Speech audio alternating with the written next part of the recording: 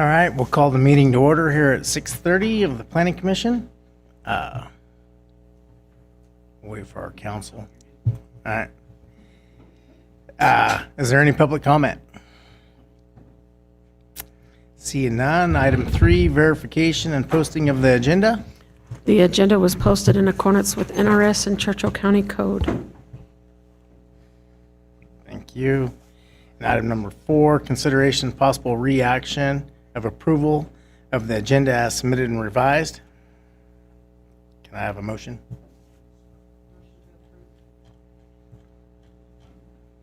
Can I get a second?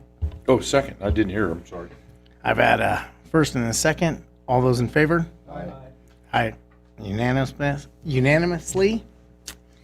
Item number 5, orientation of Planning Commission members. Item A, discussion regarding how planning operates in Churchill County and the role of the Planning Commission in decision making.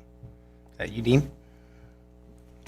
Thank you, Dean Patterson, for the record. So I prepared a PowerPoint presentation that you see up there, and it's about a dozen slides, and I'll go through it. Afterward, I'm going to touch on state law, but I think Joe's got a presentation that goes into more depth about state law as well as some case study. So he'll share that after we're done here. So I'm going to go through these. Some of the slides may raise questions, and the answers may be on the next slide, for example.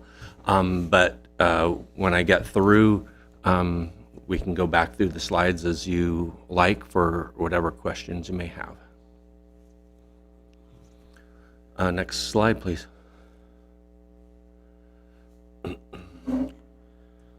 So planning in Nevada has a basis in state law. It's mostly NRS 278, but there are some others.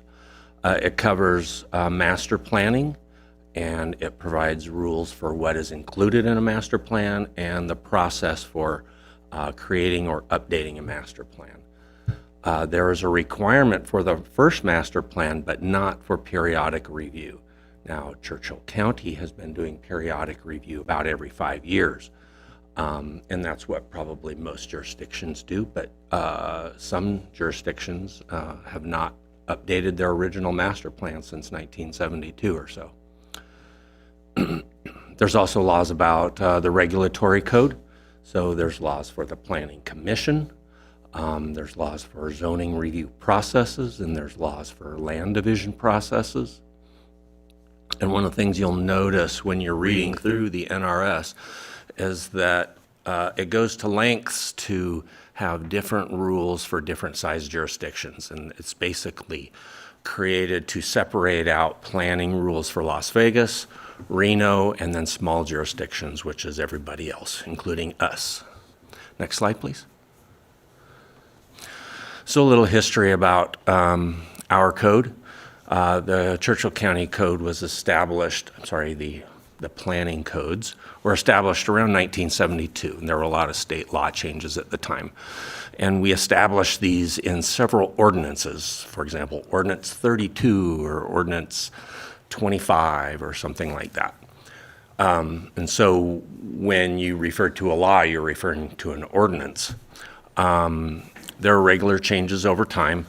And then in 2005, we had a major overhaul and rewrite, which formed the development code we have today, Title 13. It basically combined all of those ordinances into this one title.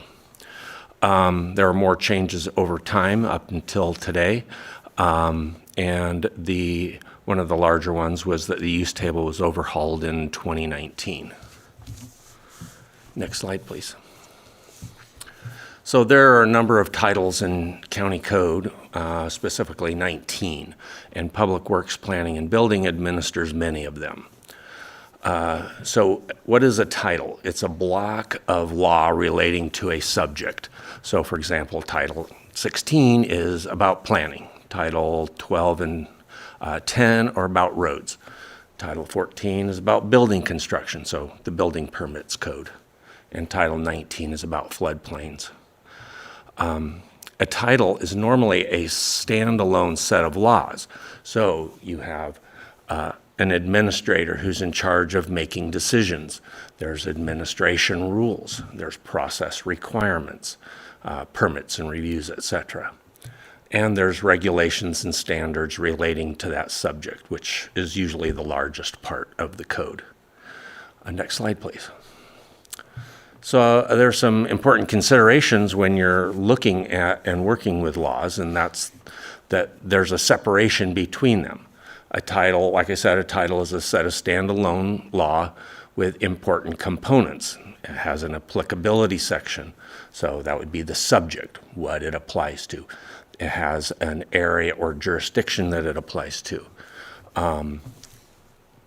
There's an administrator. This one's important. It's the person who's responsible for implementing the laws. Each title would normally have an administrator, and it's not the administrator of some other title, which is a discussion item we often get when we're dealing with different laws. And it's not the average person on the street. Some people want to interpret the code for us, but it's the administrator who's responsible for that. When there's titles that have a close relationship, that means the administrators have to coordinate. So for example, the building official and the planning director, or the road supervisor. So another important element is that laws in one title do not change laws in another title. This is another thing that comes up when we're dealing with law. When addressing the same matter, both laws apply, and usually the most stringent applies. So for example, planning laws do not waive or change the fire code laws, and vice versa. Same with other titles. Another important component is that within a title, laws for specific subjects do not apply to a different subject. So a lot of times you'll read the law in one place and it seems like it would apply to something you're thinking of, but it may not apply because you may be working on a piece of law about a specific subject rather than the one you're thinking of. So for example, container laws do not waive or change the parking laws, and vice versa. Now there are limited exceptions where you have codes that are working closely, and when one, and that might be when one law specifically says it changes the other law. So those are some important elements to think about when you're working with laws, especially planning laws. Next slide, please. So let's talk about Title 16. We have an applicability section. The county is the jurisdiction, excluding the city, of course, and it applies to all development, including land division, and that's the subject. Our administrator is the planning director, and in this case, Public Works Director serves as the planning director. The administrator operates the department with all the stuff that goes along with it. He interprets the code and processes when they're unclear, and that's one of the things that comes up regularly, is that the administrator, in this case Randy, with support from staff, interprets the code when it's needed. And lastly, the administrator makes administrative decisions and actions needing an official decision. Now, that's not everything, that's the ones assigned to the administrator. So there are specific decision makers for different permits and processes, and these are listed here. The administrator decisions are limited to minor permits and interpretations. So TUPs now, we've changed that, and that's an example.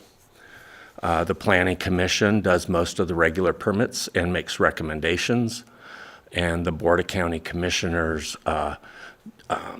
makes decisions about code and zoning district changes, land divisions, planned unit developments, etc. Next slide, please. Title 16 also establishes permits and processes for them, so you're familiar with a lot of these. Temporary use permits, there's a variety of special use permits, variances, a number of land divisions, and then code changes. Like I mentioned before, those are the things that go to the board. and then appeals of director and planning commission decisions. It also establishes noticing requirements. And so one of the important things to know is that some permits have no notice requirement. There are many that have a neighborhood notice, and then there's a few that have newspaper notice. Next slide, please. An important thing to note is that all permits require conformance with the title, and that has some consequences. Specifically, someone can't just ask for approval without providing plans of what they're doing. Similarly, the staff report goes through the code requirements and talks about them when it comes to a decision. And then one of the things you notice is that motions for decision talk about being in conformance with the title. Title 16 also establishes our 10 zoning districts. You see those there. It also establishes some overlay districts. So there's the NAS Fallon overlay, the Hazen overlay, and we have an odd little thing called a highway setback, I guess. But all of these basically modify the normal rules in some way. Next slide, please. This slide talks about some of the regulations, and Title 16 groups the regulations into different categories. So here we have the general development standards. So these are, this is a category of regulations that applies to all development, both land division and zoning stuff like SUPs, TUPs, et cetera. And it covers things like the legal and physical access requirements that would come up regular, streets and stormwater, and then the protection of natural feature requirements. The next category relates to land division. It's the land division development standards, and it addresses just land division permits. So survey requirements, infrastructure, water right requirements. Next slide, please. Another category of regulations is the site development standards. This is mainly for zoning permits, but not exclusively. It includes things like setbacks, parking, landscaping, the more common regulations that we deal with in planning commission business. And then we have a group of standards that are specific to uses. Ours is fairly small in the specific use standards that we have, but some jurisdictions have very large sets of regulations about specific uses. Ours include accessory dwellings, home businesses. We have a whole chapter about renewable energy facilities. And then one of the different things about our code is we have an entire title, Title 15, about mobile home parks and RV parks. Next slide, please. The last thing I'll cover is the use table, and it's one of the most important parts of the code. Basically, it determines if a use is allowed. It determines what permit is needed for an allowed use, so like a special use permit or a temporary use permit. And if an exact match is not in the table, the director determines a similar use. And we've, all of the staff reports talk about this, and you may have noticed that there's even some of the similar use language that come up in a staff report. In addition to the table, which tells you what permits are needed, there's these other things where there are additional SUP triggers. So even if a use only needs a zoning review, which I will talk about in a second, it might, one of these triggers might require it to be reviewed as a special use permit instead. So 24-hour operations, high traffic volume businesses, that'd be something like a Walmart. High water uses, hazardous material handling, alcohol sales. And then there's an option for the director to determine that a special use is needed because of public health and safety issues. The last item on the slide is the zoning review, and it's not an official permit, so it doesn't come through the normal permitting and noticing process that a lot of the other permits go through. It's more of an informal compliance review. And so someone wants to do a use, they come to us, they fill out the information that we need to know, and then we say, yeah, it's compliant with the code, and they go get their building permit. So it's a pretty fast and easy review. So here's an example of the use table I wanted to show you. It's just one portion of it. And what you'll see is uses on one side and then the rows of different zoning districts on the other side. And so within the table, you'll see for each use, there is some symbols or letters in the columns for the zoning districts. So this is from the commercial uses section of the table. And so at the top, you'll see a number of commercial uses that are only really allowed in the commercial zones. So C1, C2, industrial, a couple that are actually in the R3. So you'll look at laundromat. It could be approved as a special use permit in the R3 zone, and it's a zoning review in the other zones.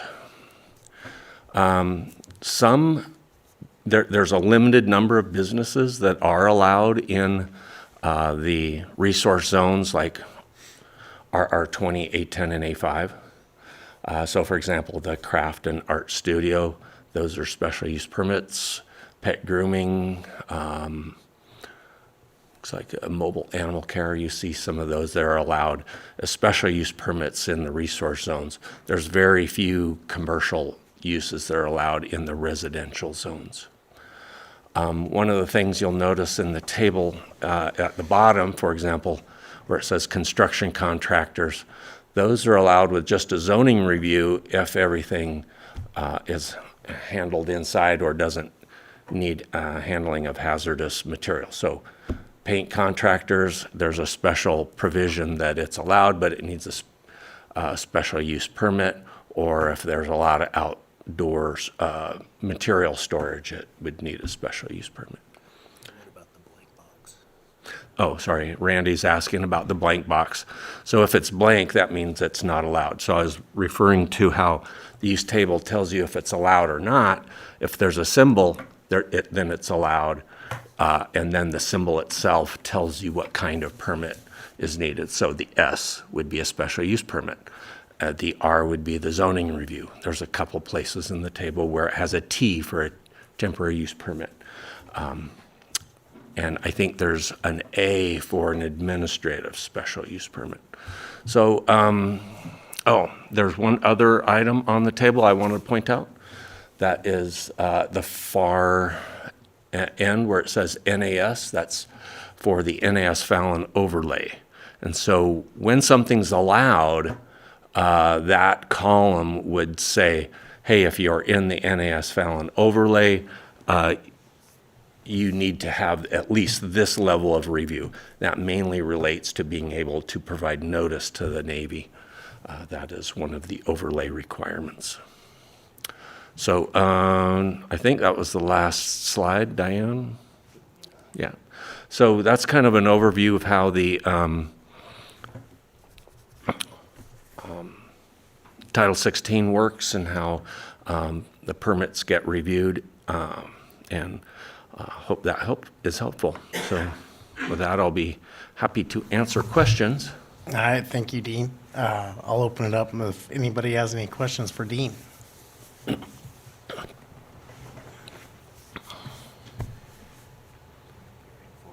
Just a statement, Dean, it was good.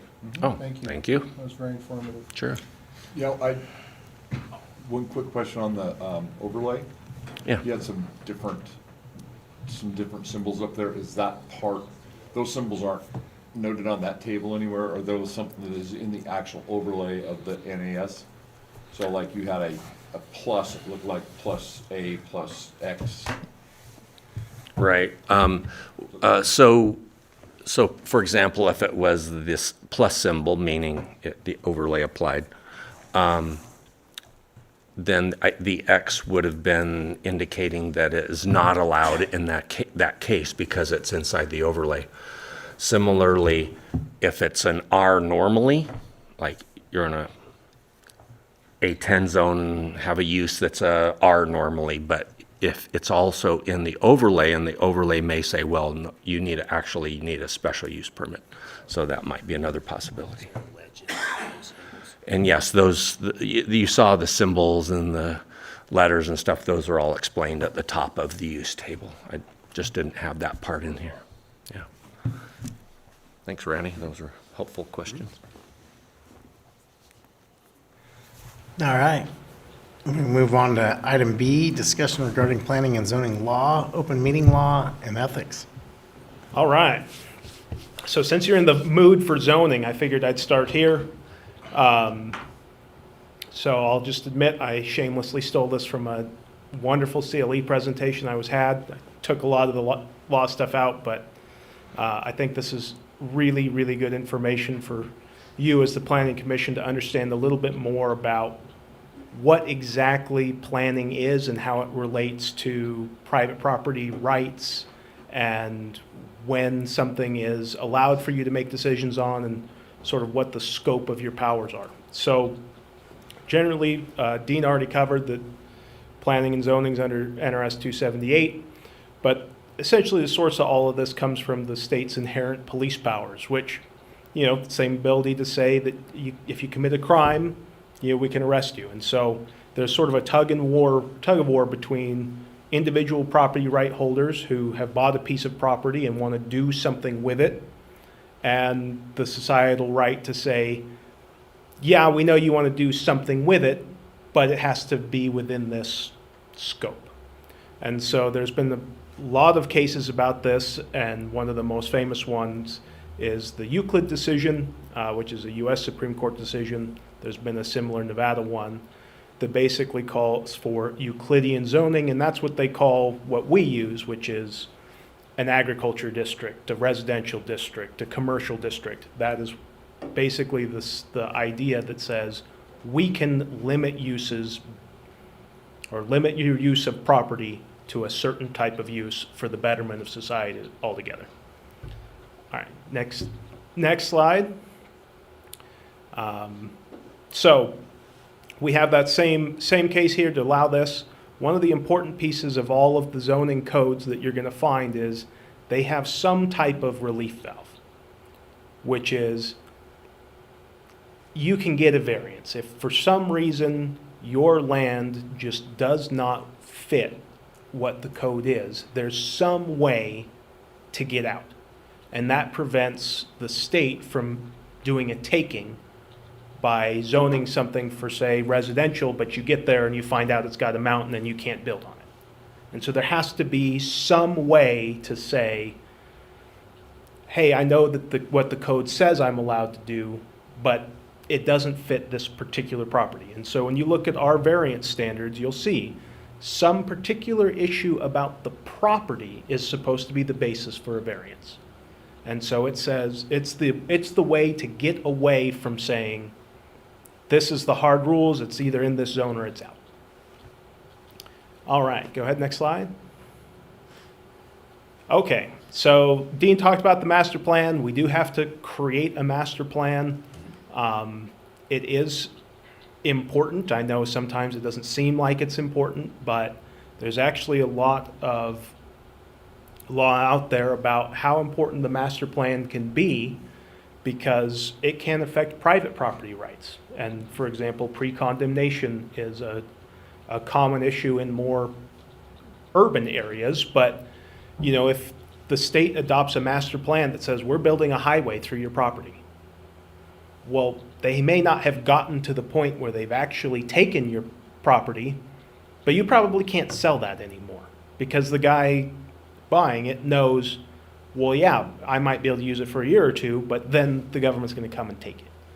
And so even though the master plan hasn't actually done it yet, it is important to remember that as these plans get adopted, they have effects not just someday in the future, but immediately upon adoption. All right, next slide. Generally, zoning's supposed to be in compliance with the master plan, right? So if we have a zone or a master plan that says this is the area where we're trying to create an urbanizing area and make it more residential. If we then came in here and said, yeah, but we want to make this part C2, it just doesn't fit. And so if for some reason you were trying to say, hey, we want, when people come in here and ask for you to change their zoning to C2 in that zone, that's where we were going to say, you know, that doesn't fit within the plan. And that's why that plan is adopted. Generally, zoning is sorted one by use and then second by density or intensity. And so when we look at the residential zone that we have R1 for, well, actually we have E1, which is 1 acre parcels, then R1, which I think is 4 units per acre, R2, which is up to 8? It's like 10 or 8. Yeah, 8 or 10, and then R3, which is up to 16. And so as each of those intensities increases, the level of work and the level of planning that goes into getting that zoning increases. All right, go ahead, next slide. So Nevada's adopted a map act. This is what you'll see every time you get a parcel map. This is sort of what it's all based on.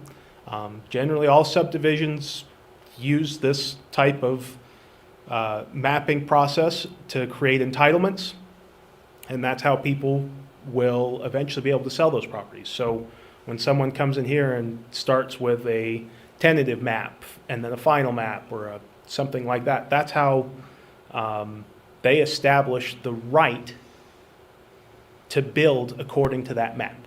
And so they haven't actually built it yet, but they are getting entitlement rights from this commission when they bring a map to you and you say that that looks good. And once it gets recorded, that right, I mean, there's limitations, it does expire eventually, but as long as somebody chooses to follow along in that map in the time periods it's allowed, it's done and they're allowed to do that. I mean, they'll have to get a building permit and everything, but there won't be another zoning review. So generally the process, we do the mapping, the master plan, then we adopt zones that are in conformance with that. And then an applicant will come in and say, hey, I bought this piece of property that's in this zone. Here's the things I want to do with it. And that's where what Dean just went through kind of comes in. All right, next. Dean mostly covered this, so I won't do it again.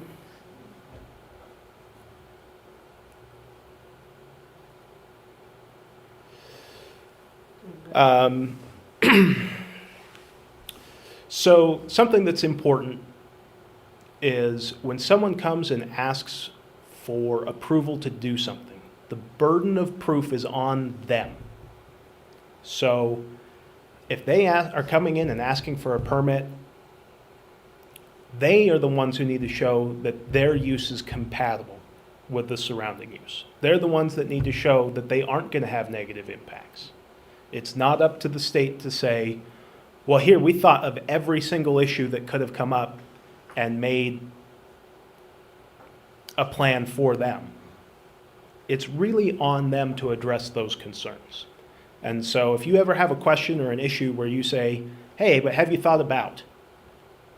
And they don't have a plan, it's not enough to say, well, planning didn't know. Well, I mean, there's a reason we have a board, and it's because you or the public may have thought of things that we haven't covered yet. So just remember, if somebody is over here and they're presenting, it's really on them to show that they have met all of the requirements to be a good neighbor. And that's especially true for negative impacts. And so it's their job to say that they've addressed those. For example, like Safety Clean or some of our other industrial uses where we say, hey, you know, what are you doing about noise? What are you doing about smell? What are you doing about light? Any other type of pollution? They're supposed to come here with the plan, not you guys coming up with something on the spot about what you think it should be. So if you ever have an issue like that where you say, hey, I have a concern about an issue, but I don't have a perfect solution yet, that's okay. You can say, I'm concerned about this. How are you going to handle it? And put it back on them to address. So spot zoning is basically what this is about, which is, we don't want to have some uses allowed in some areas, but not in others, and we just kind of make it up as we go along. Man, I'm ready. Get me out of here. Your time's up, Joe. So, generally, your decisions are discretionary decisions. And that means that if your question is, how is this compatible with the surrounding area?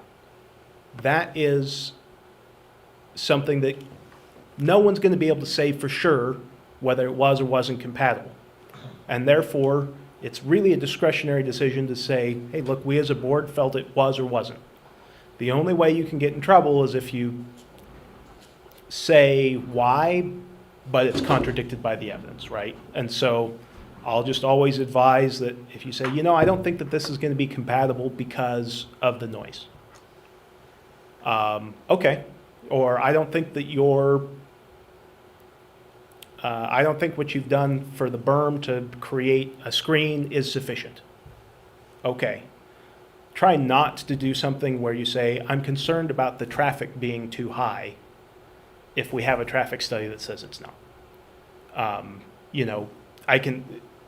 That's sort of on the edge, but it's better if you say something along the lines of, this just seems like a more higher intensity issue, subdivision or whatever than fits with the neighboring area. That's okay. But if you put a specific reason and the reason doesn't match the evidence, that gives a basis to contest your decision. All right, go ahead and go next. So like we said, zoning and mapping changes are discretionary. Mapping compliance or zoning reviews are more ministerial, which just means that we got to make sure that they have met the conditions. So, yeah, let's go ahead and talk. Now, generally, a proposed use that is already allowed by your zoning should be something that you can discretionarily agree to. But depending on the current state of the law and where you happen to be, sometimes there's some hiccups. So let's go to the next slide. When someone gets denied here, a lot of times they have the right to either appeal to the Board of County Commissioners, and if they still don't like what they get told there, they can seek judicial review. There's supposed to be a pretty good process and a pretty good deference to you folks to say, look, if they don't think it fit the compatibility of the zone, well, that's it. That's why we have a planning commission of people who are made up of local residents who have knowledge about planning issues. The latest trend has been to sue for a taking, and it has been more successful than it probably should be. There's a lot of politics involved with some of these decisions and the law as how they've been made. I'll go into the specific case lately that has really brought a lot of confusion to the area. But just remember, when we're dealing with folks, especially folks who are being told no on some type of development plan, to keep your statements to the discretionary issues, like I say on the traffic issue. So if you say, I see the members of the public, they don't believe it fits the area. I review the application, I see what they're planning to do, it doesn't fit with some neighboring parcel or the area. That is a pretty safe answer.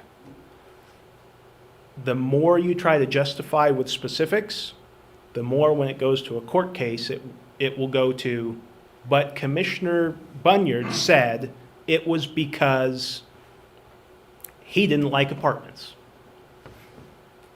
Well, now we have to defend those statements. And if, for example, apartments are an authorized use, we might not be able to defend that statement. So, just to pick on Zach. All right, go ahead and go next one. All right, so one of the first cases that's dealt with some of this was the stratosphere. This was where they wanted to do some stuff at the very top of the stratosphere about having people jump off, and they had the roller coaster and a bunch of other stuff up there. They wanted to even expand it more than they did, and a bunch of people from the public came in and said, we don't want that. We don't think it fits the area. And essentially the planning board said, well, look at all these people who are here saying that it's not compatible. I guess it's not compatible, and they denied it on that basis. And that got upheld. Supreme Court said, look, we have a standing of compatibility. There was public there that said it was incompatible. It's incompatible, and that was it. So that was a great case for your power. Go ahead and go next. This is about Fifth and Centennial. It was a case where they amended the master plan to include some additional roads, plan for developing certain roads in certain areas, and that served as the basis to say that, well, they're going to come here and build these roads, and so we as the property owners have been damaged, and that was upheld. It wasn't itself a taking, but it created the basis for saying you got to pay us something because you're going to do it. All right, going to go next. Hey, Joe, just on that specific case, so the city said, we're going to come through, and they would do condemnation and pay the owners. In that case, they were saying, hey, you've already done it, so you need to pay us now? So this is actually pre-condemnation, and so this is where they said, we're planning to come in and build this road through your property. And they hadn't done it yet. When they actually did it, there would be an actual condemnation, and eminent domain would require that just compensation be paid. But because it was just in the planning stage, it hadn't been taken yet. But they created what's called pre-condemnation damages, where they said, you may not have taken it yet, but the owner has been damaged because they are no longer able to either sell it or build in the area that's planned to be condemned.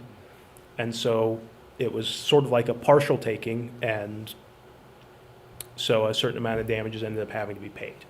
And so that would apply to us for things like master plans that say, hey, we're going to come through this area and build roads, is the most common system. And potentially, a landowner who's in that area who had a plan to develop could say, well, it's become somewhat official now. You're starting to make progress, and so I'm now damaged. There's more details to it, but this is the very first step in bringing it to that stage. Usually there's one more step where people actually enter into an acquisition type phase, either by making offers to buy land or submitting bids or something else, even if it's not on that particular property, but that shows an intent to actually carry out that plan.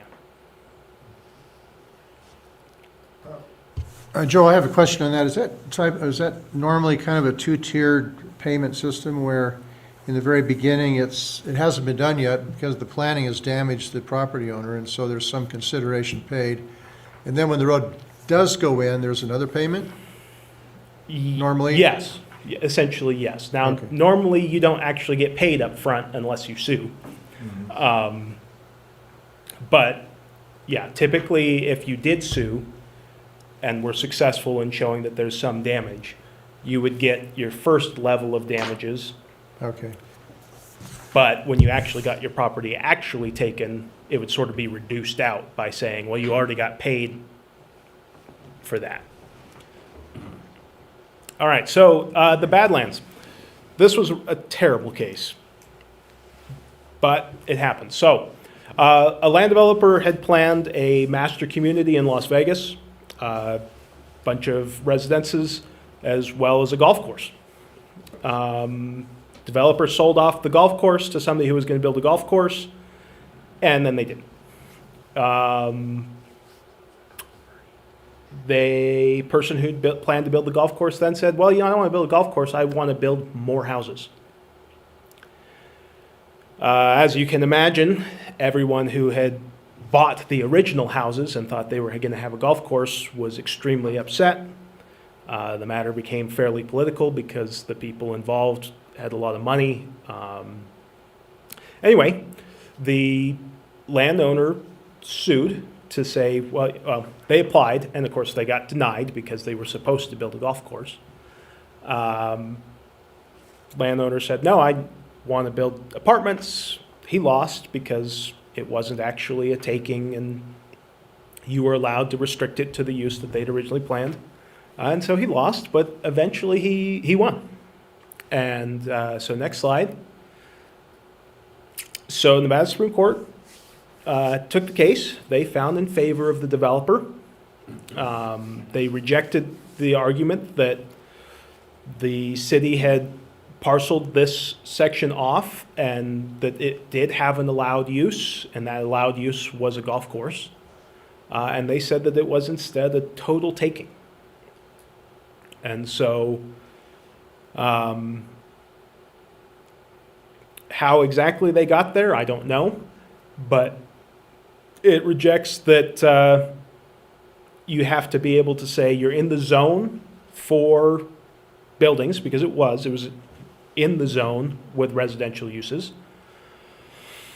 But it should have had to go to a planning board like this and said, look, we already agreed that the prior owner who planned for their residences with a golf course took up the rights that you're talking about making to build houses when he built his houses, and you're restricted to a golf course.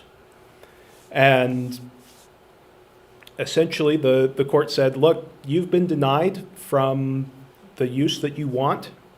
How they overlooked that he could have just built a golf course, I don't know, but they said that there was no practical use for the property, and so the entire golf course was considered taking, and they paid several $1 million for that. The county did, it became theirs. Actually, the city. Some of it was based off of some text messages that commissioners had sent to each other because it became political. And of course, as you should know, anything that you send from your phone to another commissioner or to a public member that's related to your job as a planning commissioner is a public record.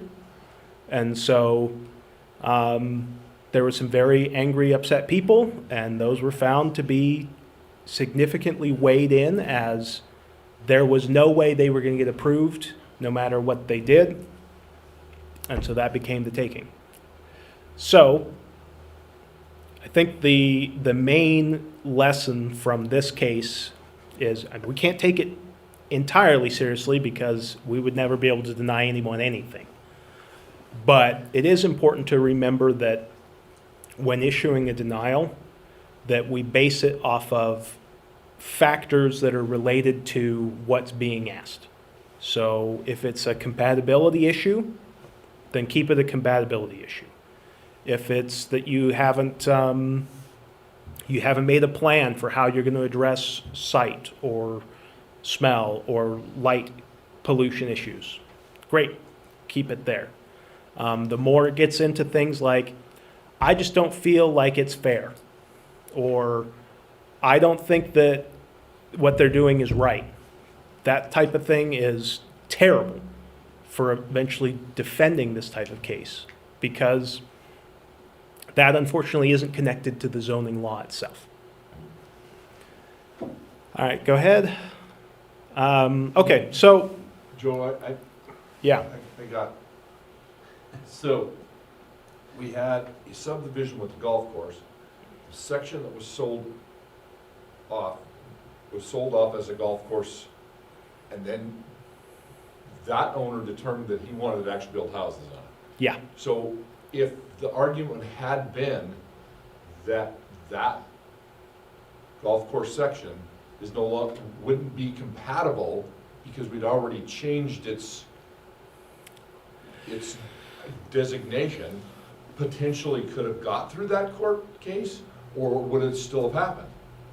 Follow what I'm saying? I guess what, so- I'm trying to wrap my brain around this, yeah.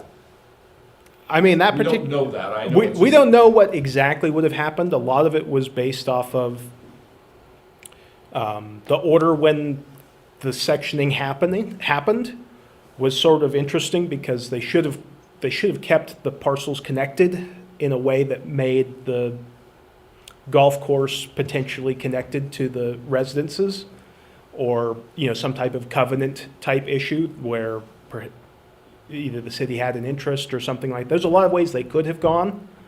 But ultimately, what they ended up doing is creating two completely separate parcels, two completely separate deals, you know, with one that was planned to be a golf course, but it wasn't restricted to saying in that fashion.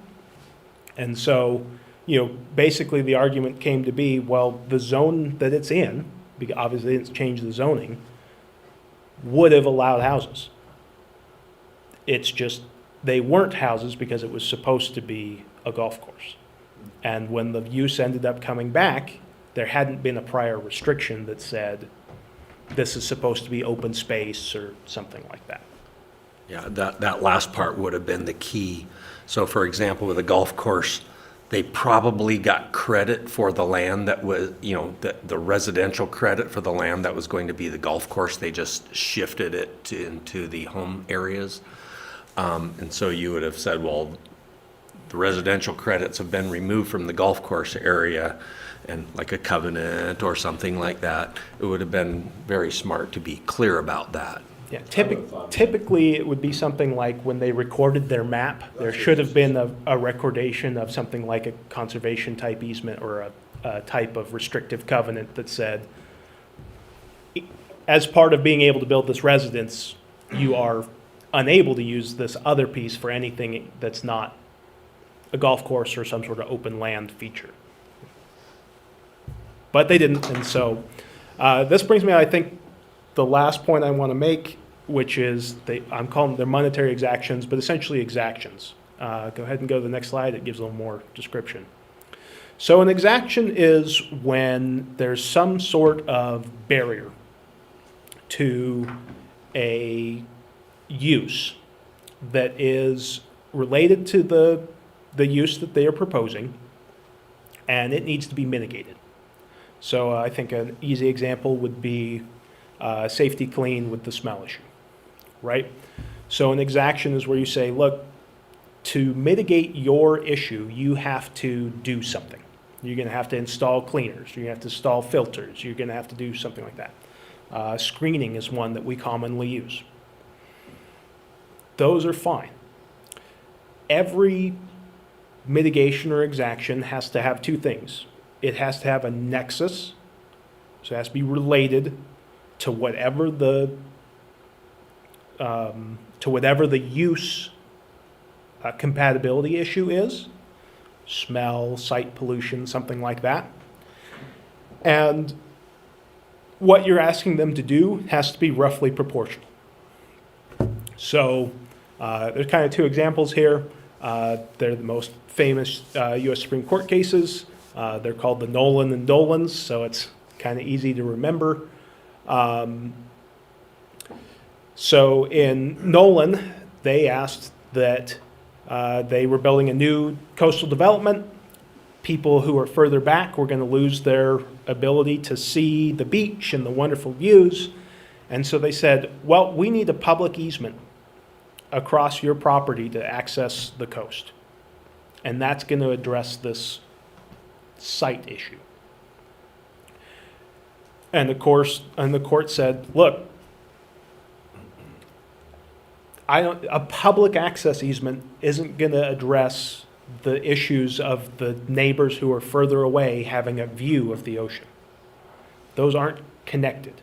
And usually exactments that are found to be illegal are ones where you're trying to get a public benefit at the expense of the landowner. And so in this case, it was, hey, here's a way for us to require you to build a public access to the ocean that didn't actually have anything to do with the neighbor's sightlines. And so that was an exaction that was illegal. So the Dolan case was, oh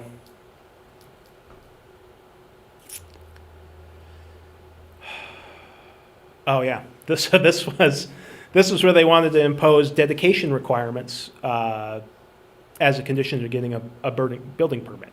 And so in this particular one, the dedication of land was extremely valuable.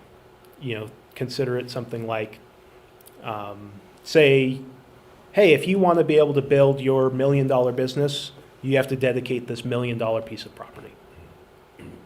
And that's found to be a monetary exaction where it's, look, what we ask for has to be related to whatever the mitigation we're asking you to do. We can't just say, look, we want $1 million because.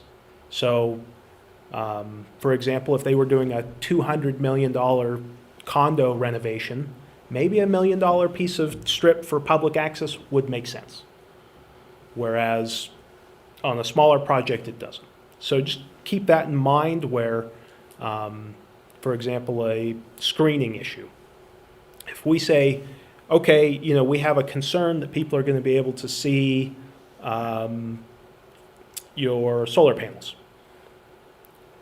We are asking you to build an 18-foot steel barrier around the entire property.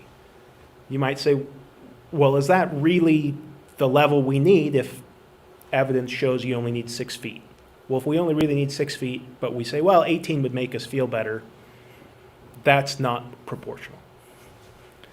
All right, go ahead and go next.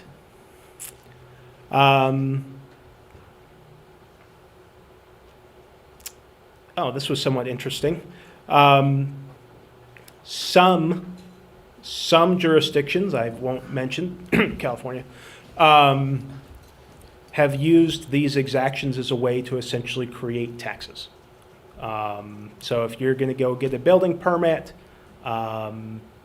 or do some sort of change in use, they found a way to say, look, you want to do an expensive renovation. We don't have a way to tax you directly, but we're going to say we're going to get something out of this. So these particular case was they were looking at changing a building, I think it was a rec building, into condominiums.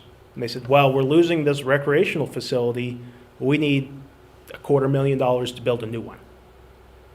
And it wasn't, and so it was kind of one of those ones where you'd say, well, that isn't really related to a mitigation of the property or the use. It's just we wanted it. And so some people here might say, if you want to build your solar panel field and somebody asks, well, what are you going to do? What are you going to do for Churchill County? I won't mention who would do something like that. But that's basically what it's about. Did we lose Dan? So let's try this out. So I had a question while she gets back.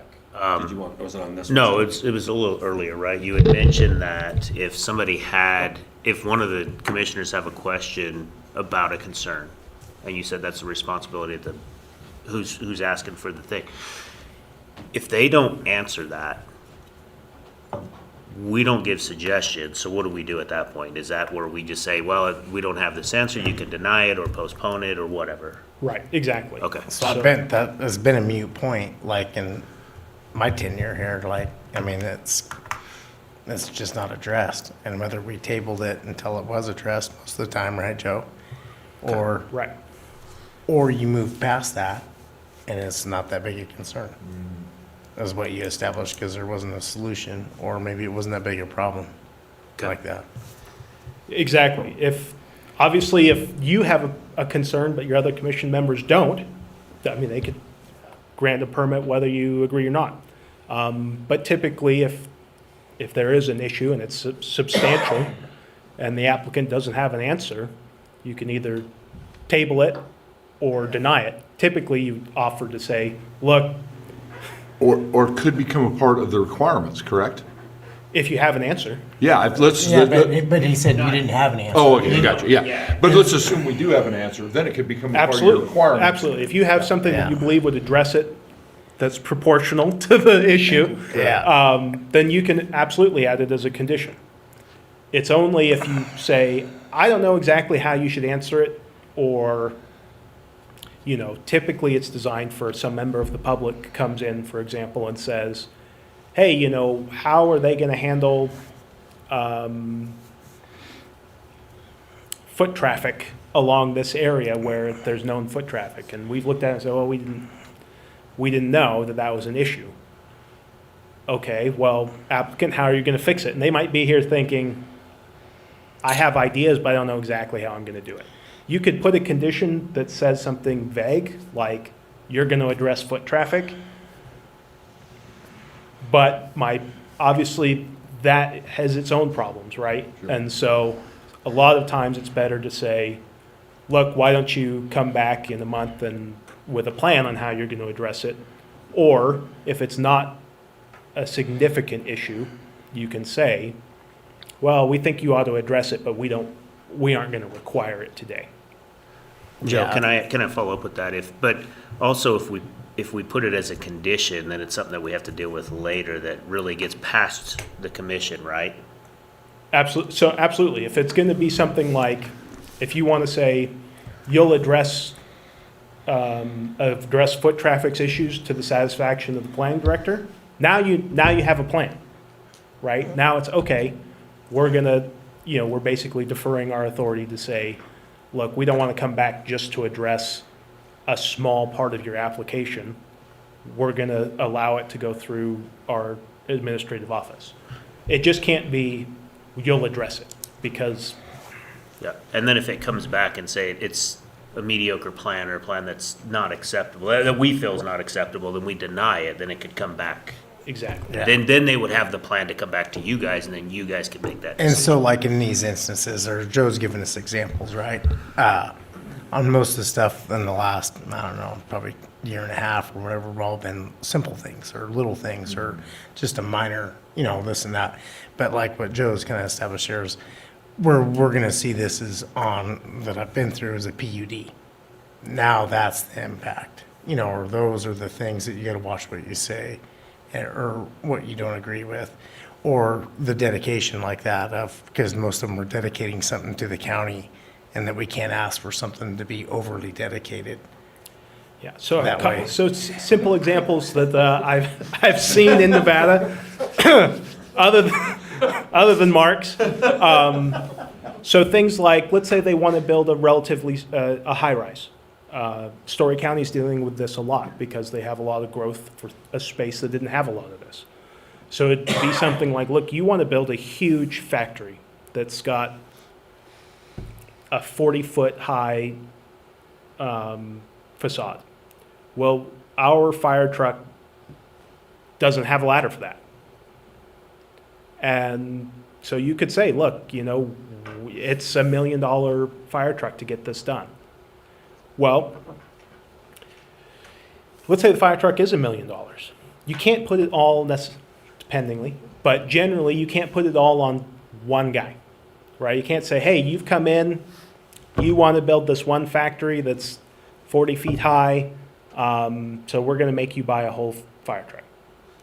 If most of the benefit of that fire truck is actually for the general public, right? And so a lot of times what will happen is it'll say, look, if we have a regular fire truck that serves just fine, and we wouldn't need this new one for anything but you, it's fine to put the whole burden on them. But I think simple examples would be something like, to carry on with the fire truck, there's 100 businesses that could use it. And so far, we've said, well, we'll just try and muddle through, but now we really need it. You can't just put it on the next guy to apply, right? It has to be proportioned, and that's the whole idea of tax, right? So, hey, if that's an issue that's for tax, then you need to tax everybody. It can't just be the next guy who applies. Same with road issues, for example. This is probably one of the more common exactions is where you have a development or some type of issue, and we say, okay, you're going to have to build all these roads that are directly connected to your development to address traffic. That's absolutely fair. You're going to have to address this stoplight 2 miles away because, your traffic's going to increase it by 10%. That's more of a public issue. And so you might be able to say you have to pay for 10% of that cost. Sure. But you don't want to put 100% on them. All right, go ahead and go next. We're still at Nolan and Dolan? So one interesting thing is, an exaction that's related to a legislative act. So for example, we've set building fees or road impact fees at a certain number.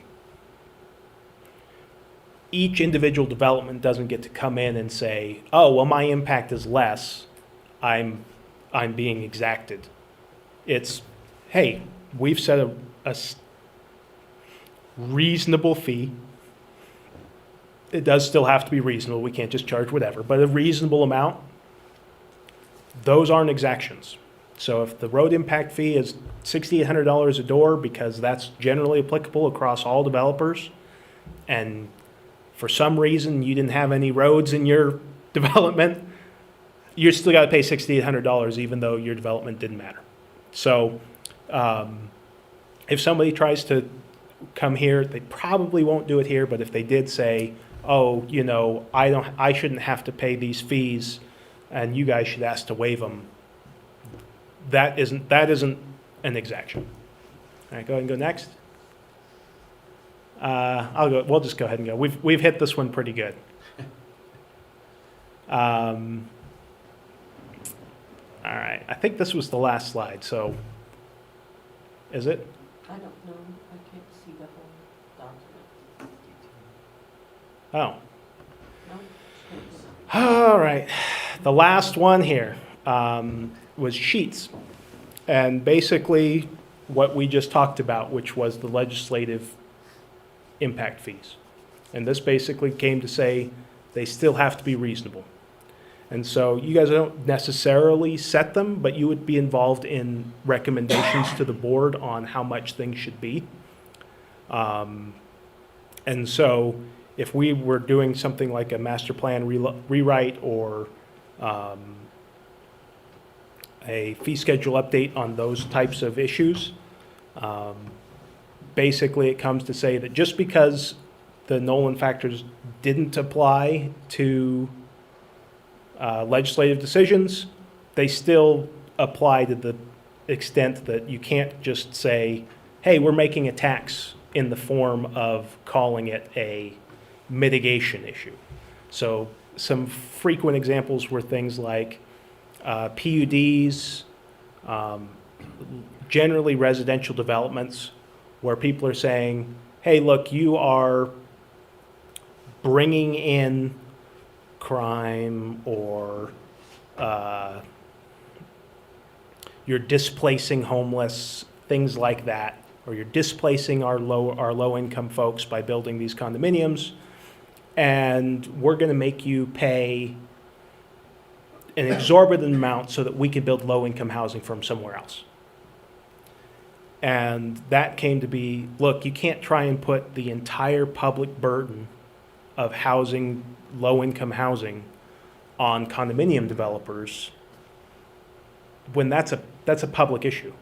And, the more affluent type developers, but here could potentially be it as well, where if we got 3 or 4 developers who came in, we can't say, look, you need to give us $1 million so that we can address some public good. Even if that gets done in the form of a law passed by our county commission, not that they would, but there obviously have been towns that have. All right.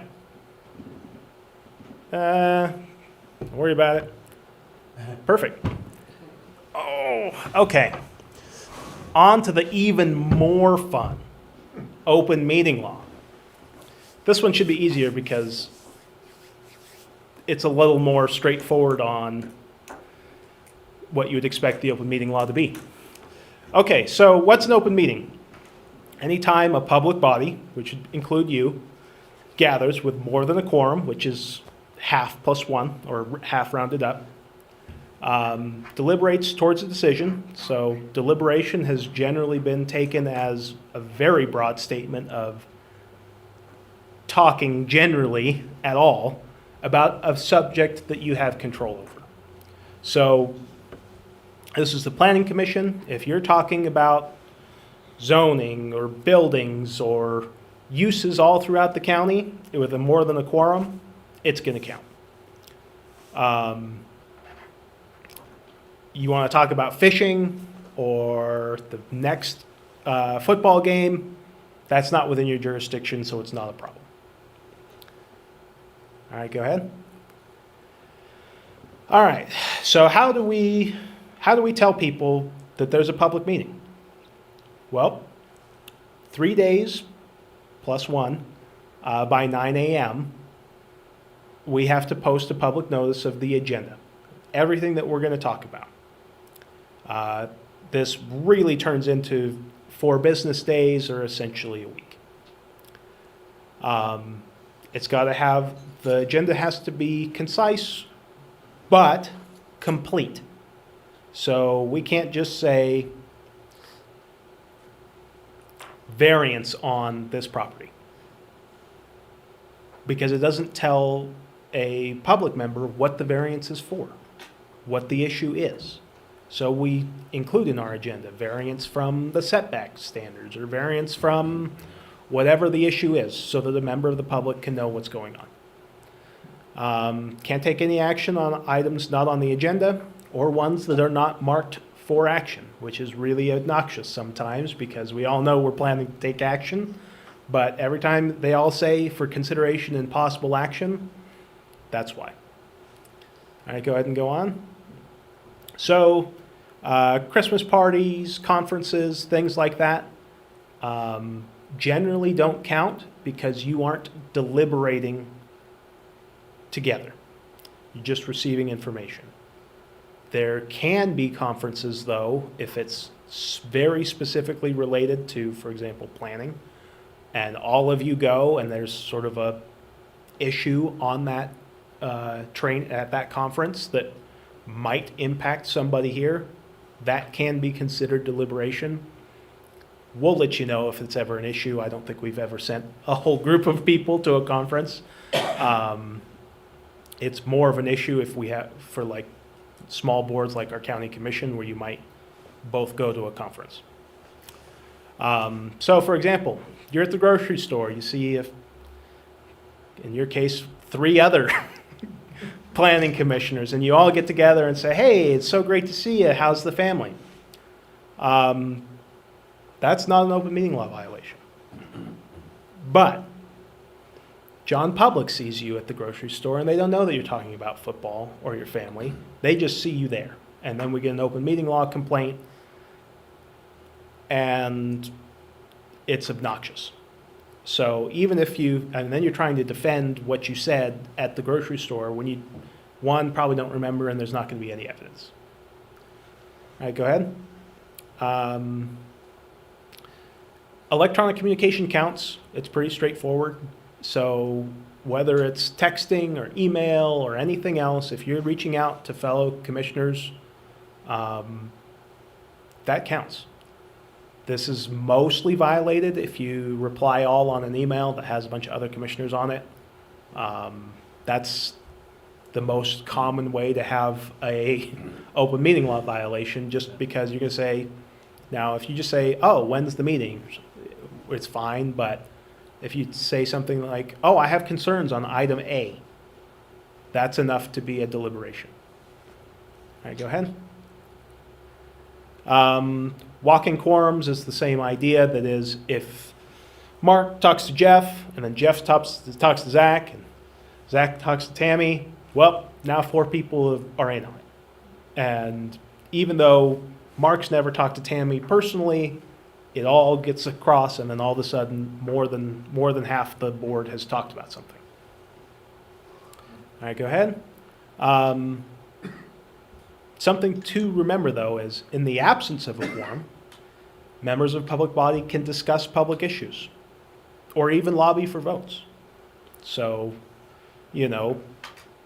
if for some reason there was something actually contentious in front of the board that you had a really strong opinion on, but weren't ethically conflicted on, and you wanted to lobby votes, as long as you do it less than a quorum, that's technically okay. I mean, I'm not a fan of it just because it almost never stays to who you just told it to, right? Because people talk, and all of a sudden, more than half the board may know, and that's a violation. We have staff meetings, so less than a quorum can receive briefings from staff, talk about any issue. You can deliberate on those issues at those meetings. You can do anything that you like, as long as less than the quorum is there. And when you leave, you don't say, hey, you know who would have thought that meeting was really interesting? My other board members. I'm going to give them a call. So we always keep less than a quorum at our staff meetings. Please don't ever call anybody who wasn't at the staff meeting and talk about the staff meeting. I know we don't actually do that much that's that interesting, but it does happen. So briefings, like we talked, there's 2 types. The more common type is single less than quorum briefing. That's what we do at our staff meetings. It's a chance to really get into the details, get some ideas about concerns that maybe either staff doesn't think about or that may be publicly important that the rest of us haven't really considered. But, like I said, best practice is still going to be to follow some of the rules we have for multiple briefings. And so information gathering is okay. Multiple briefings would be where we meet with 3 of you, you leave, then we meet with the next 3 of you, give you the same information, that 3 leaves, then the last person meets and we talk to them. So everybody will hear something from staff. And in those types of situations, obviously, if staff hears back from you, well, now we've created a potential issue. So no discussion on your thoughts and opinions and things like that in those special situations. We only do those very, very, very rarely, and only if there's an extremely complicated matter coming before the board where there just isn't enough time to understand it at the meeting. And so if we think there's a contentious litigation type case or something that might have been sort of like I don't know if we did it, but something like maybe the Sierra Solar type project where the project is huge and you might say, hey, I want to know more about this, but I don't want to read the 400 pages in the staff report to know what's going on. In those cases, we'll say, look, we're happy to give you information, but it's sort of a one-way street. So we'll never ask, and even at our quorum, even at the smaller briefings, we'll never ask you, well, how are you going to vote? And you should never tell people how you're going to vote because, well, 2 reasons, but 1, now it creates a problem about quorums issue, but 2, it also potentially removes the public. So if you come in and say, I already know how I'm going to vote, then it doesn't matter what somebody in the public says, and that's not good either. All right, go ahead. So this is the example. This is from a case here with the Mapes Hotel. So staff held back-to-back briefings, of each briefing being less than a quorum of members. It was related to a very expensive bid process that had gone on. And so as long as no discussion of the board members' thoughts or questions or opinions are shared between the briefings, or evidence of polling of votes, then it's not an open meeting law violation. But if, for example, votes were tallied beforehand, then it would have been. All right, go ahead and go next one. So lobbying. I know I said that I don't love it, but it is important to remember that we have you excellent folks up there on our board because you know things about our community. And we can't require you as a board to consider only the information that you get from this meeting or from staff because, well, then staff might as well just make the decision, right?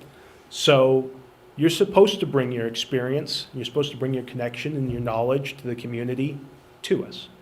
And so if a member of the community comes and says, hey, I have an item on the agenda I want to talk to you about, great. You don't have to talk to anybody. But if you want to talk to them, that's fine. Some things to look out for, or I think I have it on the next slide. So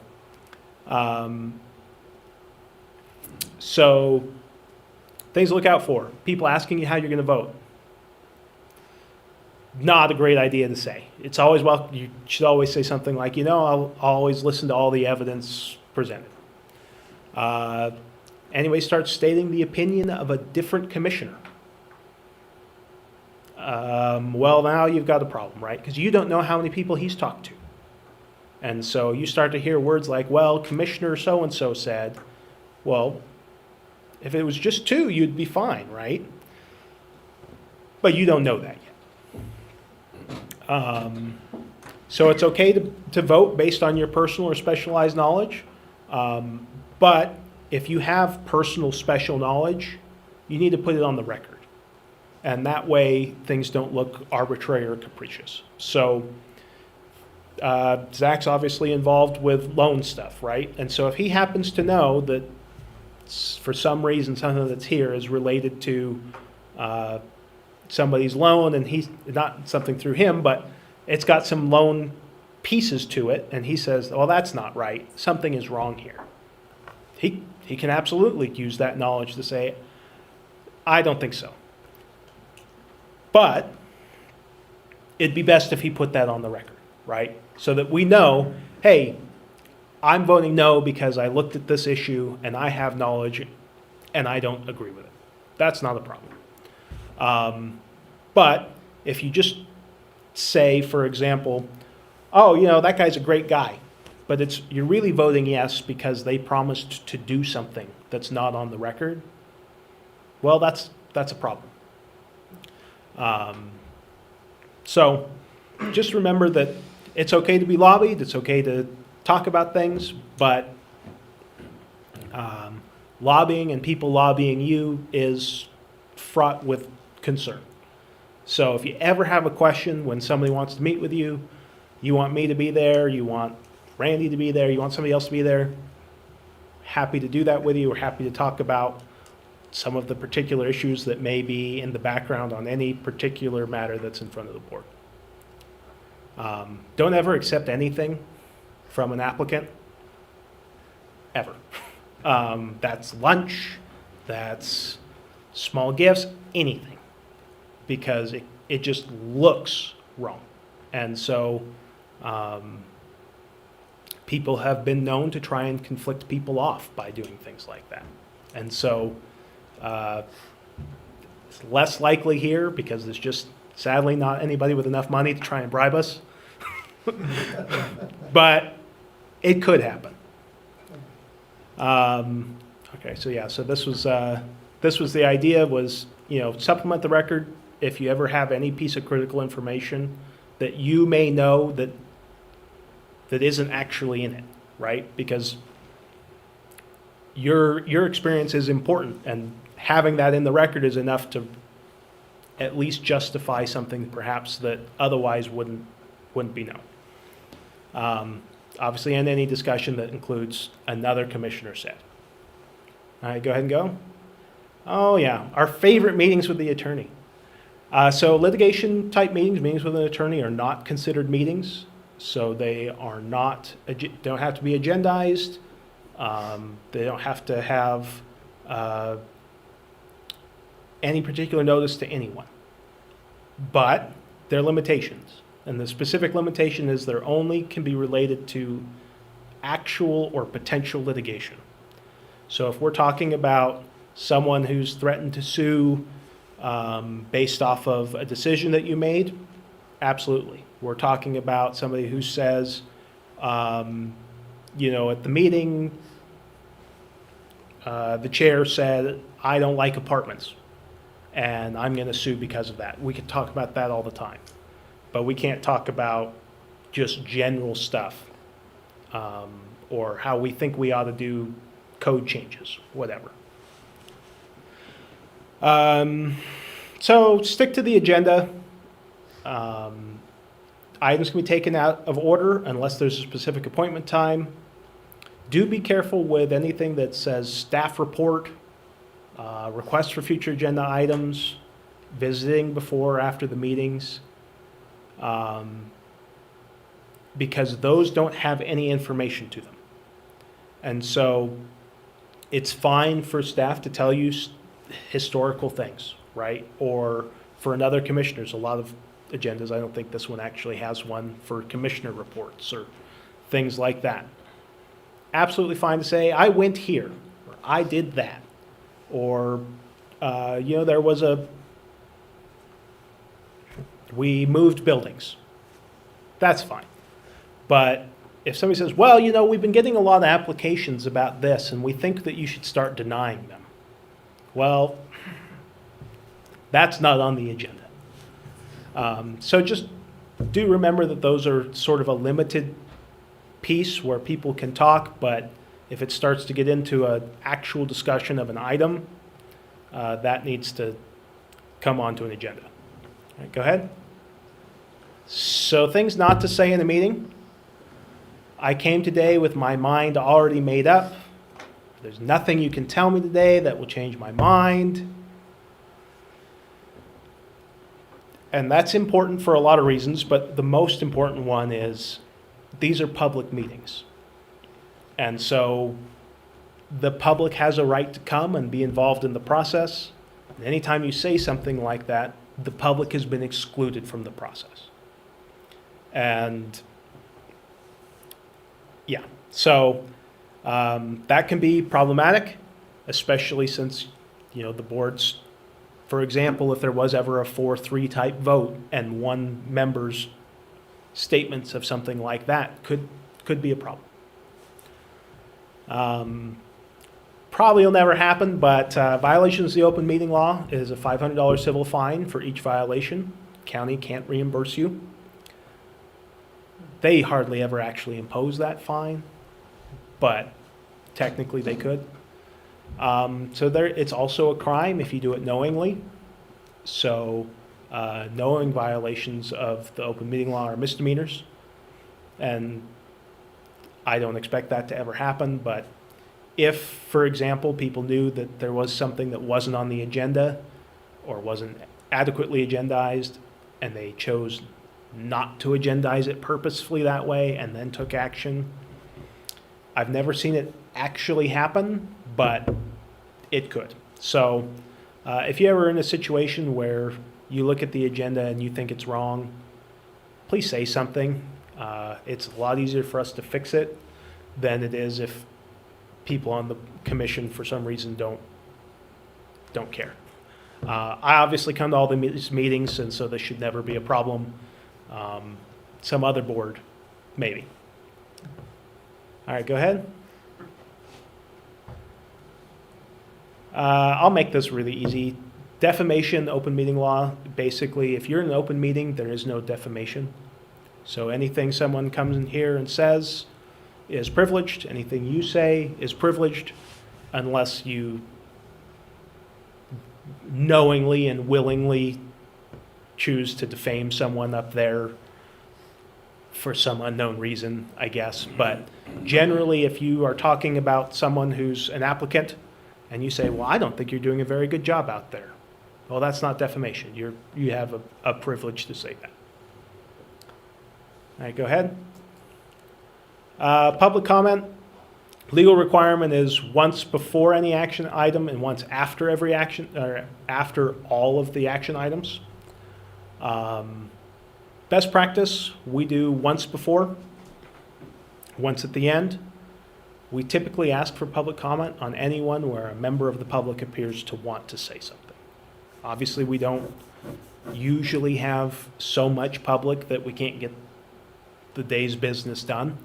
And this prevents folks from saying, well, I didn't say anything first because the meeting hadn't happened, and now you've already taken action, and now I want to give my comment. And so generally, if people want to give public comment, it's best to just give them a chance. But we absolutely do it before and after. If we don't do it before and after, you have to do it after every action item, which would be things like the agenda and approving the minutes. And since we usually don't do that, it's just best to have one at the front and the end, and then when someone shows up. Right, go ahead.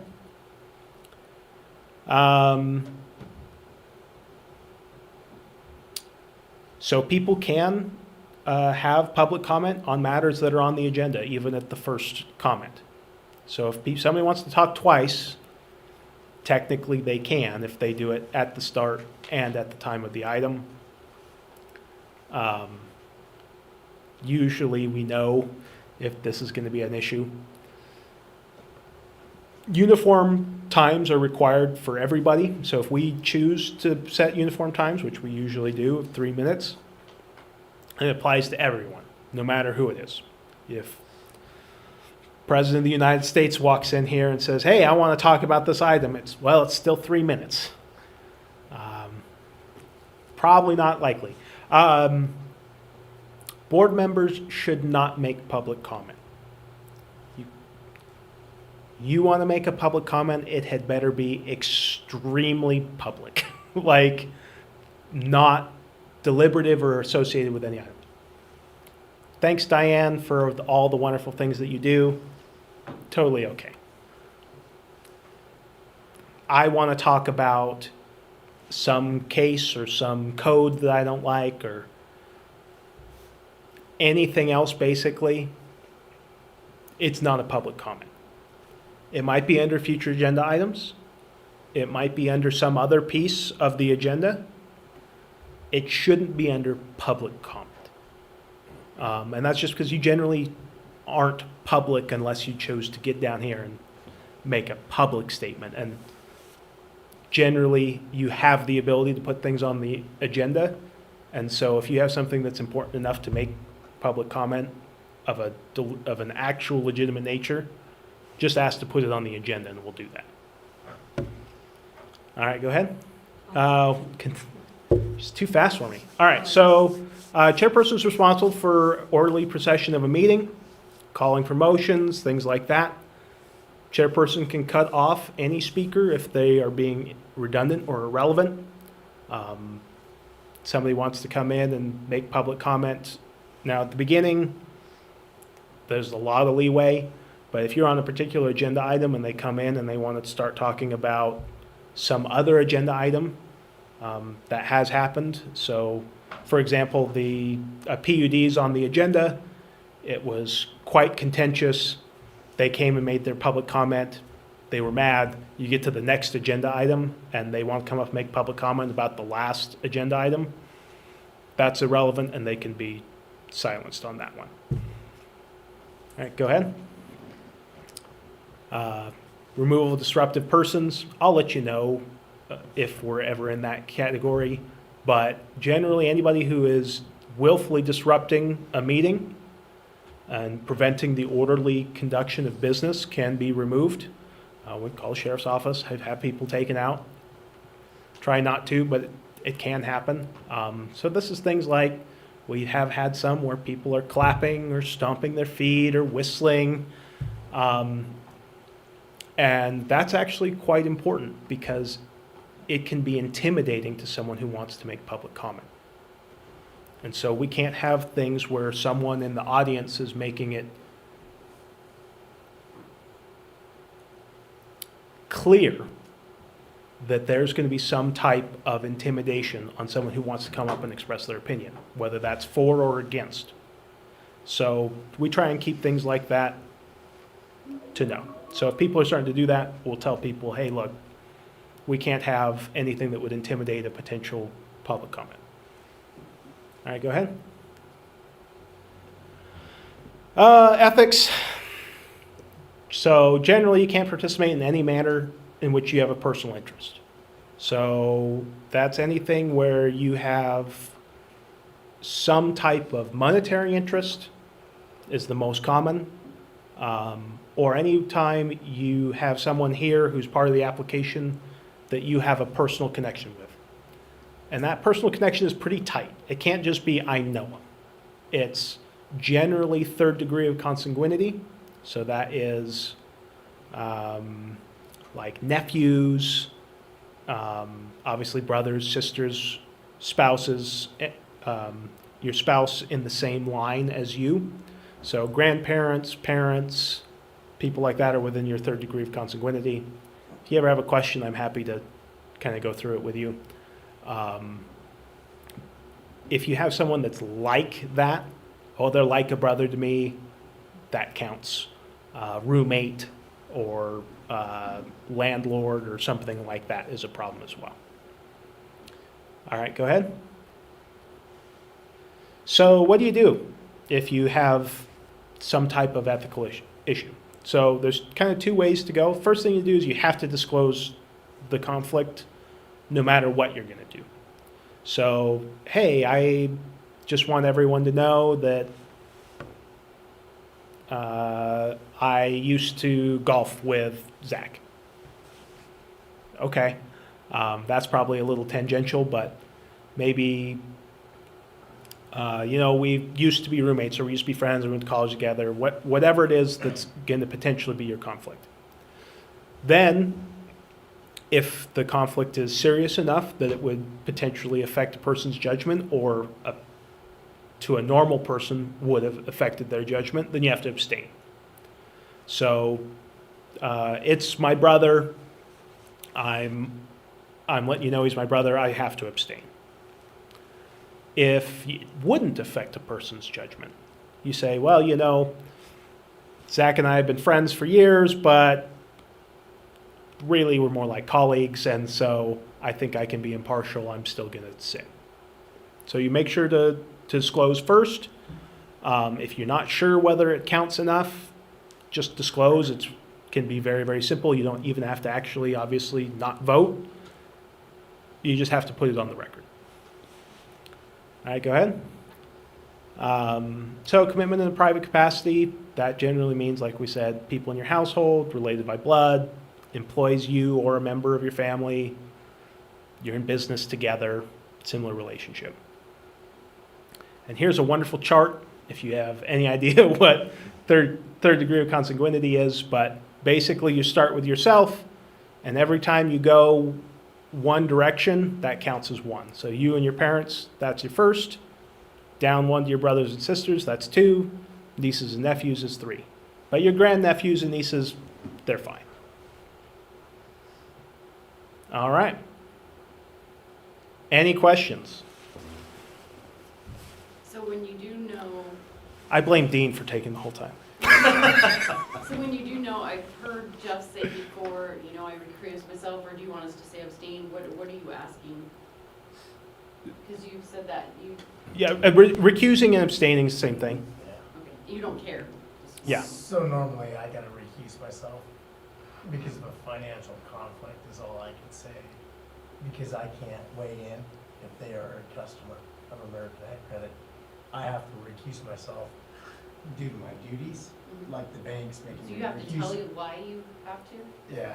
Well, Or Joe wanted a little bit more. Yes, so you have to say somewhat what the conflict is, right? Yeah. So it's, So in the 2 cases, my 2 cases, the first one, those people are very close family friends, and I made that aware, and then the other one, I have some financial things that I've worked through them as well, and I made that clear as well. Gotcha. And My I, first meeting was my parents, so I just. yeah. This is awkward. And I suggest just hit Joe up before. Huh? Just hit Joe up before.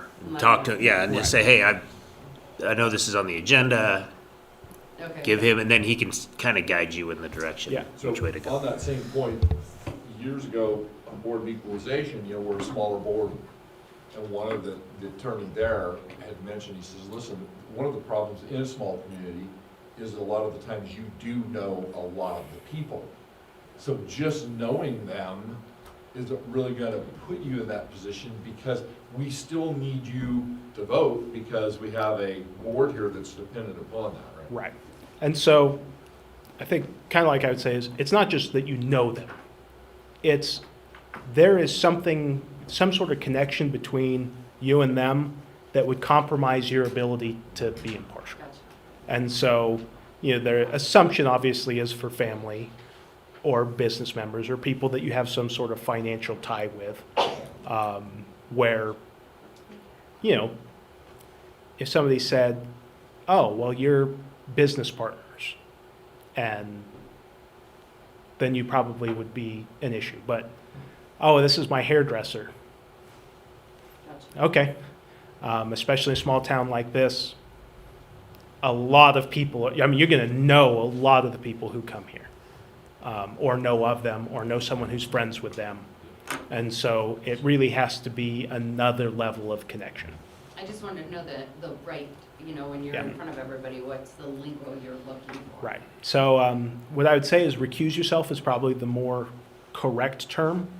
Okay. The important thing the one important note on this is you have to do it before anybody deliberates. So the agenda item gets called, the first thing that should happen is I have to recuse myself. And we have had times where someone will say, hey, I was involved with the whole meeting, and then they say, oh, by the way, I can't vote because I'm conflicted. Well, you were supposed to say that 30 minutes ago and not talk because you have a conflict. And so if you get involved in the deliberations at all, it's, Gotcha. you've compromised the whole thing. And so generally, you don't have to put a big description about what your conflict is. I have a financial conflict. Okay, that's my brother. Good enough. But if it just is enough to let people know whether the issue is, so if it's your sibling, then I know that probably the rest of the board doesn't care. And so they can be impartial. But if you're conflicted off because of a financial issue, well, now I have to say, oh, okay, well, are there any financial ties here? Oh, okay, there aren't. Now it's okay. So it's just giving people the public enough knowledge on, okay, your conflict is limited to you. And there hasn't been some other type of kind of kickback, I guess, amongst the board where, oh, well, we're doing it for you with the knowledge that you'll do it back for us. Joe, the word abstain is just to not vote, is that Yeah, right? abstain is not vote, and so that's usually more of, I just couldn't make up my mind, or I don't want to vote on this particular issue. So sometimes meeting minutes are very common to have like an abstention. If you say, hey, I wasn't at the last meeting, or I didn't read the minutes, I know that would never happen. Sometimes people will say, I'm going to abstain from that because I'm not familiar. And it's not because you have a conflict or something, it's just I'm choosing not to vote. Gotcha. Just can't have them all say that, right? Yeah. Joe, in your first presentation, it was kind of in the middle of that presentation. And I'm sitting here thinking, just to myself, if I had properly interpreted that slide. There was a case that wasn't, it failed, it didn't pass. The because- stratosphere? Because it was zoned properly, and I don't know whether it was an SUP or what they're going for, but because the public the public sentiment was so strong against it that it failed. Yes. And when I saw that, I thought, a lot of times we have the vocal minority that show up, right? Mm-hmm. And so that gave me pause to think about that. I wanted to ask you for some clarification. Let's say we fill this room up with people who really are opposed, and we're, as board members, we're looking at this thinking, we don't see a problem. But there is a problem, because we have this, all the public. So I think the importance of this is just to highlight the discretionary authority that you have, which is some of these topics, for example, most zoning questions will have a statement of compatible with surrounding uses. And so if a huge number of the public that's surrounding shows up and says it's not compatible, and you base your decision on lack of compatibility, it's pretty likely to be upheld. Okay. If you base it on something other than lack of compatibility, you're going to have, it could be a problem, right? And so I think the easiest way to think about it is there are ways to be smart in how you're going to deny something that is within your discretion. Things like compatibility are greatly within your discretion, and it can just be based off of public comment. Things like a variance, for example, where you say, oh, it's the nature of the property. Well, if it's not actually the nature of the property, then it's a problem. And so there's things that are discretion. That's probably the most common one.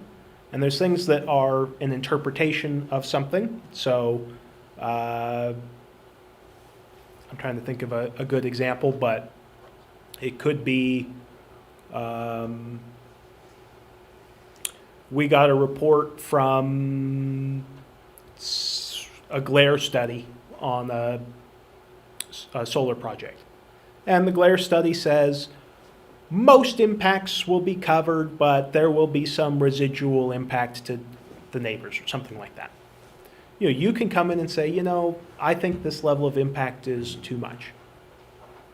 Okay. That is within your discretion. Things that are really not great for a discretion would be something that says, say it's an environmental impact study. So we have a NEPA's out there and an evaluation was done on the wildlife or something like that. And they said, it's all great. And you say, well, I don't like it. I think it's a problem. Well, you don't have any support. And that's where arbitrary comes in. And so a discretionary solution is a discretionary action. To overcome that at a court, they have to say that it's arbitrary. And so anytime when you're making your decision, if you can hang your hat on something, so in this particular case, they hung it on the public, right? And, you're going to have a record that's going to say, yeah, we had 100 people show up and make a comment, when we'll be able to show that typically we get maybe one. So, That's good, thank you. I know everybody wants to get out here, and especially Zach, but we had one kind of come up here a little bit ago. I think it was they were looking for a zone change or maybe a special use, I can't even remember. It was over on the Belmont. When they were going to change from an R1 to an E1 or. No, E1 R2. So let's just Whatever it was. suppose some random parcel somewhere, not to a specific Exactly. person. Okay, so anyway, the example was, and it never really went far enough to get there. The concerns I saw with it was specifically traffic, okay? But there'd already had some evidence to prove that the traffic could be handled. But as a board member here, knowing that area, growing up here and seeing what was going on, that would be an argument against evidence that was provided, correct? Even though, for example, on that Gilmore Drive, they've already got traffic problems on Gilmore Drive, and then all of a sudden, we have a traffic impact study that says, oh no, it's capable of handling this. So, I guess there's a distinction there, and I think it's important, which is, I don't think the traffic will be sufficient, even though you may have had a traffic study that says that it is sufficient, because I've been to the property, I see these issues, we see these,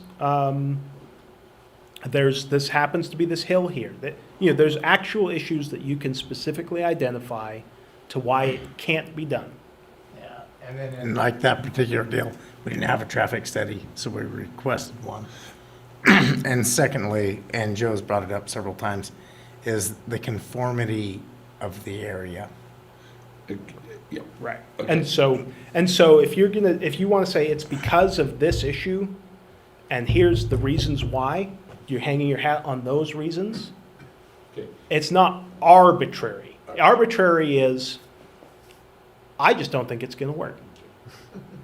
And you may have all those reasons in your head, but if you didn't say them, So it's still okay as a board member to, just for example, in this hypothetical situation, the traffic study was done, and it said it was okay for that particular area. And in my heart of hearts, I know for a fact it wouldn't work in that area. And a majority of the board members felt the exact same way. And we denied it due to that. What's the chances of that being overturned? almost 100%. And it's going to be, you got to say, it can't be my heart, right? It's going to have to be, here's my concerns, A, B, C, D, and E, and why I don't believe it can work. And why maybe those concerns weren't addressed in some traffic study. Or why you think the traffic study is invalid. Those can all get there. It can't just be, Because I just don't think it'll work. And so it's gonna need. it's going to have to be something. And typically in a case like that, I would tell you, if the board wants to overrule something that maybe exists, it would be something like, you know what? I would like to direct or request the planning director to get an outside traffic study. And get another one that addresses these particular concerns.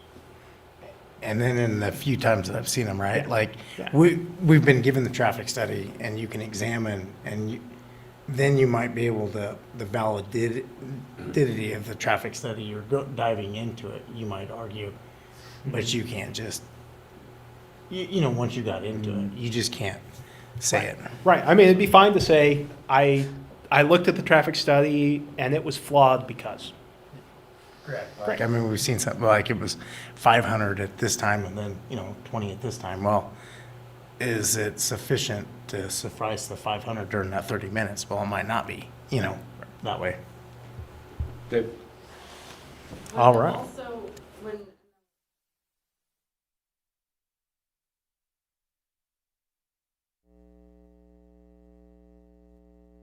there was something that was duplicated in the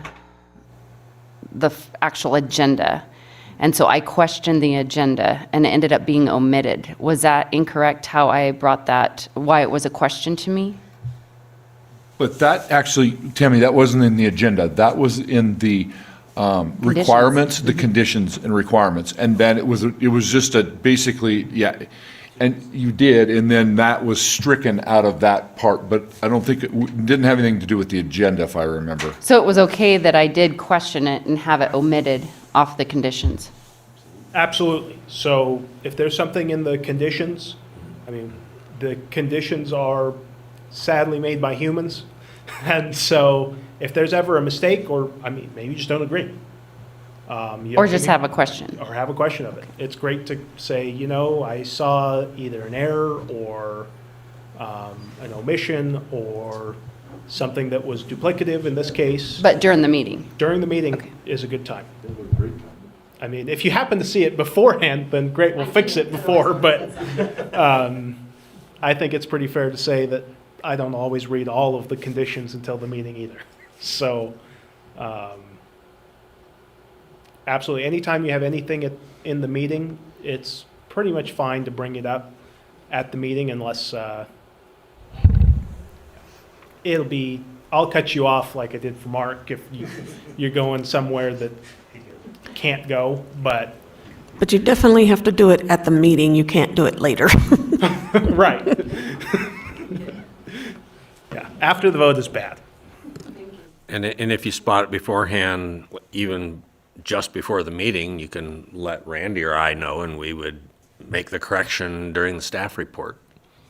Which I found my own error in the staff report before and said, oh, I need to fix this, just for the record, yeah. It doesn't